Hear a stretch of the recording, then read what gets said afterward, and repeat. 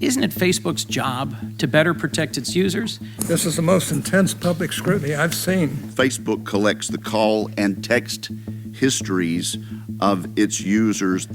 After more than a decade of promises to do better, how is today's apology different? Would you be comfortable sharing with us the name of the hotel you stayed in last night? Anyone been fired on that app review team? Your user agreement sucks. That's Facebook CEO Mark Zuckerberg getting theatrically taken to the woodshed by the Senate Judiciary and Commerce Committee for Facebook's many privacy scandals of the past year. As much fun as the Senate had dishing it out to someone younger and richer, it's not clear if Zuckerberg's testimony today and tomorrow will lead to any tangible regulation of Facebook. But that's not to say the government is powerless to hurt Facebook's business.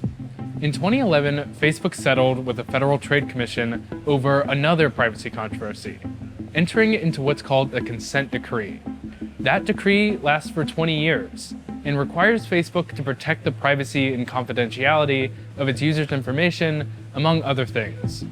Ashkan Soltani was the chief technologist of the FTC and worked on the 2011 Facebook investigation.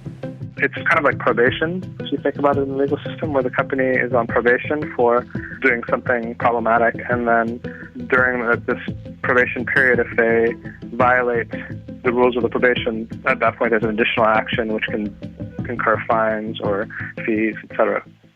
Now, the FTC is investigating Facebook to see if it violated that decree in the wake of the Cambridge Analytica scandal, and the fines could be huge. For each violation of the consent decree, Facebook could be fined the maximum civil penalty of $41,484. Facebook estimates 71 million Americans had their information swept up by Cambridge Analytica. Facebook also admitted last week that malicious actors scraped the public information of 110 million users. Now, if those are each determined to be a violation of the consent decree, the potential fine could be trillions of dollars. Though a fine that large isn't likely. The political reality is that to bring anything that would actually impact Facebook would require a lot of political will, which doesn't exist right now in Washington. I think it would be very hard to bring a multi-hundreds of $million fine against the company, and anything less, I think, would be essentially a speed bump. At least one part of Zuckerberg's prepared remarks, though, do promise significant self-imposed change. To make sure no other app developers out there are misusing data, we're now investigating every single app that had access to a large amount of information in the past. And if we find that someone improperly used data, we're going to ban them from Facebook and tell everyone affected. Third, to prevent this from ever happening again going forward, we're making sure that developers can access as much information now. That means that apps that work with Facebook will now be restricted to only 3 pieces of information about you. You can choose to share more information with the app, but Facebook will require developers to sign a contract with Facebook if they want that access. But Facebook has yet to say exactly what that contract will entail.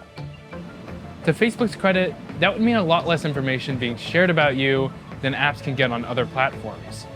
For example, on Gmail, Unroll.me, a service that automatically removes users from subscription email lists, collects information from your emails about what you buy and sells that information to its clients. Third-party Twitter app Uber Social has a privacy policy that says they share your personal information with third parties, like their business partners and advertisers.